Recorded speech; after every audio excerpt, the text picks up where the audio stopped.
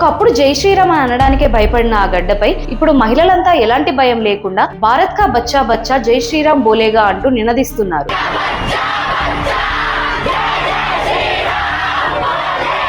పశ్చిమ బెంగాల్ అనగానే మనకు ముందుగా గుర్తొచ్చేది రాజకీయ హింస గొడవలు. కానీ ఇప్పుడు అక్కడ సీన్ పూర్తిగా మారిపోయింది. వేలాది మంది మహిళలు వీధుల్లోకి వచ్చి కథం తొక్కుతున్న ఈ వీడియో చూస్తే మీకు ఖచ్చితంగా గూస్ బంప్స్ వస్తాయి. బెంగాల్లో సుదీర్ఘకాలం పాటు సాగిన మమతా బెనర్జీ పాలనకు ముగింపు పలుకుతూ బీజేపీ భారీ విజయం సాధించడంతో అక్కడి మహిళలు ఇలా రోడ్ల మీదకి వచ్చి సంబరాలు చేసుకుంటున్నారు. ఒకప్పుడు జై శ్రీరామ్ అని అనడానికే భయపడిన ఆ గడ్డపై ఇప్పుడు మహిళలంతా ఎలాంటి భయం లేకుండా భారత్ కా బచ్చా బచ్చా జై శ్రీరామ్ బోలేగా అంటూ నినదిస్తున్నారు.